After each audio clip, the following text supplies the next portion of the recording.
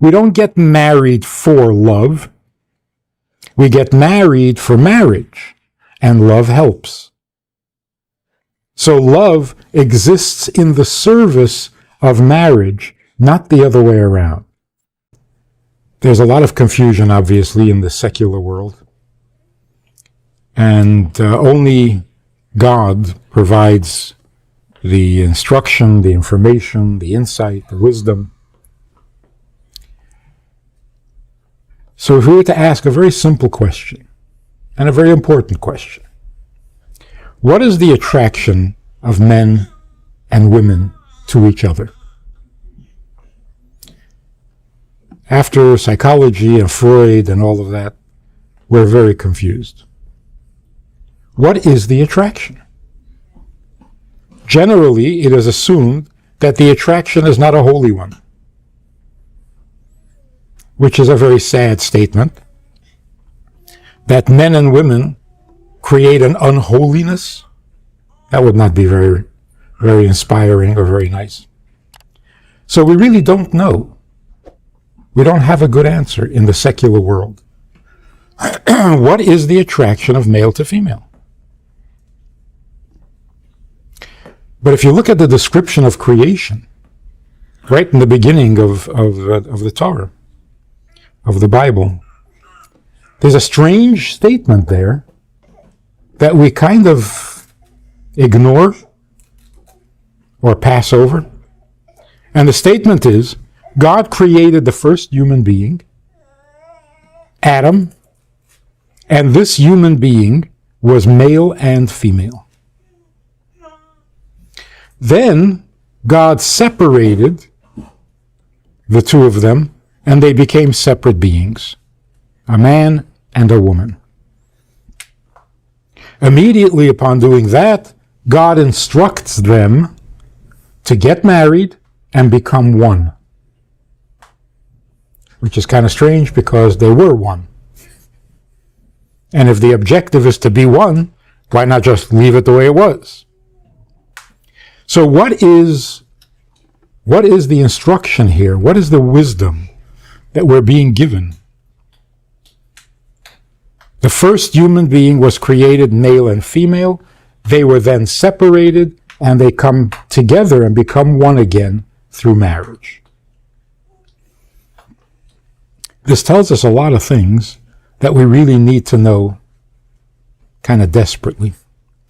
The first thing is that it is not natural for men and women to be separate beings. Before I continue with my monologue, where I do all the talking, I want to invite you to a VIP session, a Zoom session, in which we get together to actually have a conversation and discuss all things Jewish, all things holy, all things healthy. So click on the link below and join us, where we can have a two-way conversation. When God separated Adam from Eve, or Eve from Adam, that was not the natural condition. Naturally, a human being is both male and female. That's a complete human being. Because there are qualities to the male character, and there are qualities to the female character. Why should a human being only have one of the two? That's not a perfect human being. So a complete human being, by nature, is both male and female.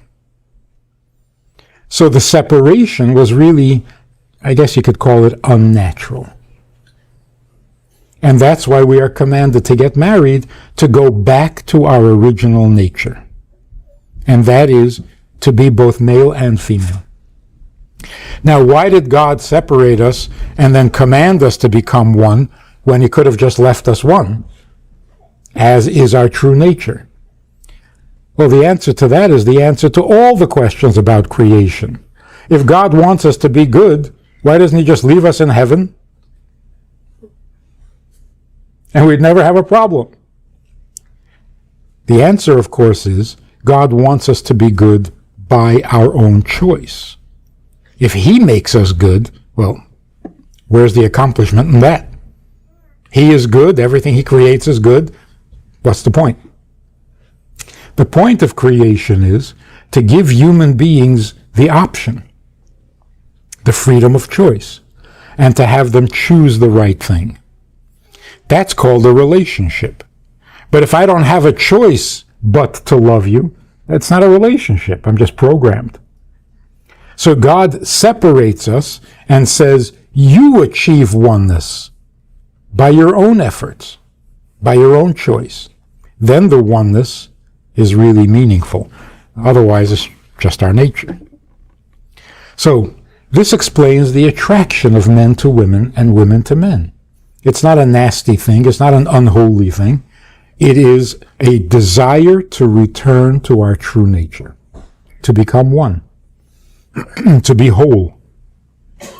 A human being is whole when it is both male and female. So to be a he or to be a she is incomplete. You got to be both. And how does that happen? How do you become one? How do you become both? Through marriage, which gives us a whole new view of marriage. Marriage is not a legal way of indulging in passion. That's kind of a negative view of marriage. Marriage is actually the holiest condition that a human being can achieve, other than obeying God's commandments. But when a human being gets married and becomes one, that's about as holy as we can get. Because going back to our truest nature is being holy. Our truest nature, the way God created us, is the holiest way to be. So when we become one through marriage, we're actually becoming holier. Not the opposite. Now, the amazing thing, the most inspiring thing about creation and marriage and that whole business, there is the opinion, and there's some merit to it. God created the world because God is kind and wants to do kindness. So he created the world to do kindness for us. There's some justification for that thought, but not enough. If this is God's kindness, I would hate to see his bad mood. Giving us a life full of trials and tribulations and difficulties, maybe there's some kindness there, but it's not the most obvious kindness in the world. So to say God created the world just to be kind, then life would be much easier. Life would be much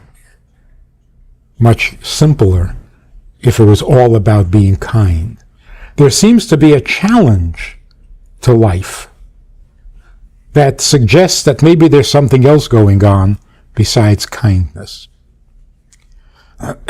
If we look at it correctly, kindness itself is a creation. Before God created the world, was there kindness? What was the point of kindness? What was the expression of kindness? So if you think about it, God actually invented or created kindness so that his creation can live up to his expectations. So kindness was created for us.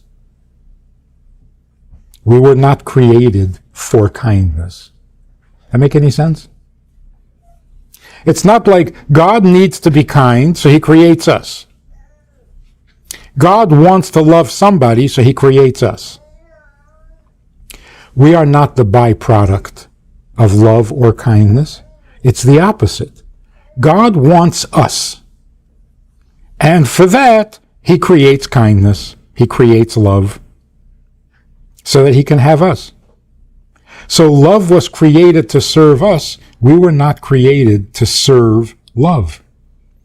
And that should also be true in our marriages. We don't get married for love. We get married for marriage, and love helps.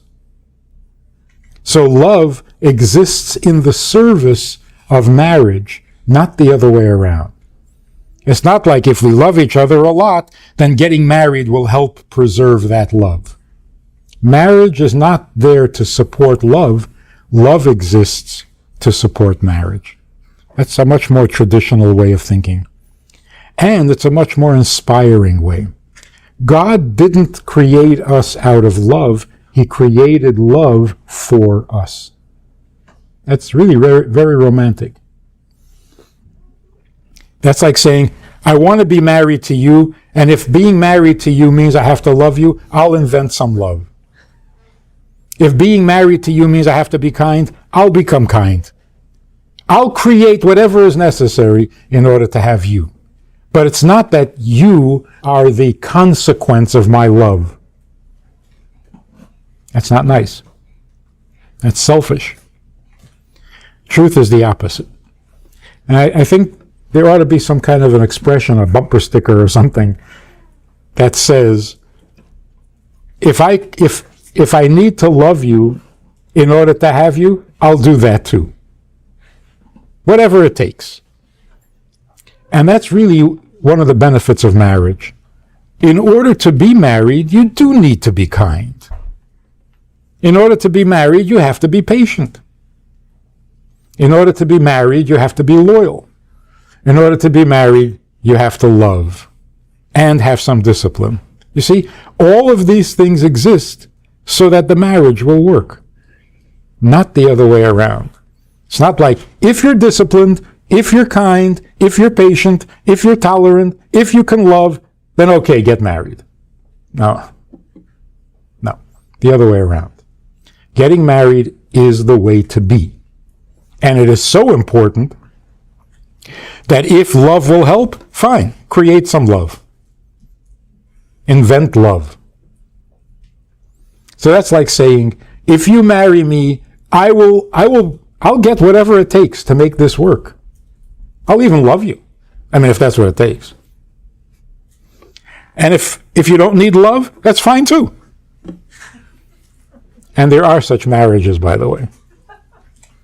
And they're fine. I don't want to be loved. I don't need your love. Let's just be married. That sounds strange. It's not. For certain people, they're not the emotional type.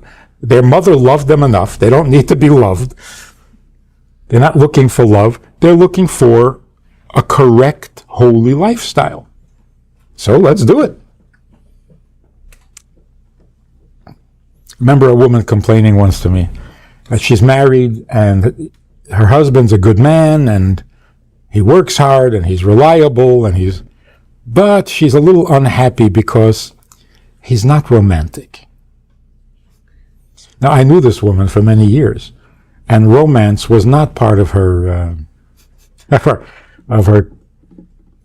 personality description. So I said, can you be a little more specific? What do you mean he's not romantic? And she couldn't. She says, you know, romantic. I said, for example, buy you flowers? She said, no, that's a waste of money. I said, you see, you really don't want romance. If he bought you flowers, you'd get angry at him. It's a waste of money. How long does a flower last? Plant a tree. That makes more sense. So you're a very pragmatic person. You're a very practical person. What is this all of a sudden? You want romance? You wouldn't know what to do with it if he offered it. And some people are fine that way. All depends on your personality. So, the thought that God created us not out of love, but created love for us, meaning in order for us to have the kind of relationship that he wants, he even invented love. So for those of us who need to be loved, he'll love us too. But that's not the goal. The goal is to become one. And that's why Judaism's slogan is, God is one. Not that there's one God. I mean, you don't have to repeat that every day. It's not like every day I wonder, maybe there's another God since yesterday. You don't have to keep repeating there's only one God. When we say God is one, we mean, what is God all about? He's all about oneness. He wants to be one with us. He wants to be one with his creation. And in order to facilitate that, he created kindness and justice and whatever it is, whatever it takes. All the fine qualities and virtues are not the end goal. They are the tools. The end goal is to become one. And that's why he gives us his commandments. He tells us about himself. God's commandments are basically an autobiography. God says, these things please me, those things don't please me, this I like, that I don't like. He's basically describing himself. So those commandments are God revealing himself, bearing his soul, so to speak, so that we know how to become one with him. So every time we fulfill a commandment, we are joining him. We're becoming one with him. And that's why a commandment should be observed with joy. You're becoming one with God. It should be like a wedding. So every time we do a commandment, every time we fulfill a commandment, it's like a celebration. We're becoming one with God. So if there are 613 commandments, there are 613 commandments to the Jewish people. Is that too many? Is it too hard to keep 613 commandments? Well, it is hard, but it's so joyous. And if God wants to add a few more, that's fine too. Because every commandment is an opportunity to be one with him. So the bigger the selection, the more opportunity. And the fact that we sometimes fail, well, that's what marriage is. Marriage means, striking out as often as you hit a home run. And that's good. So that's basically the traditional and biblical view of life. Basically describes just about everything. Now, do you have any questions? If you enjoyed this conversation or this topic, and you're looking for more information, or you want to hear it again from another angle, there's a way to do that. And that is in this book. It's all there. Order it from Amazon. You can read it, reread it, and share it.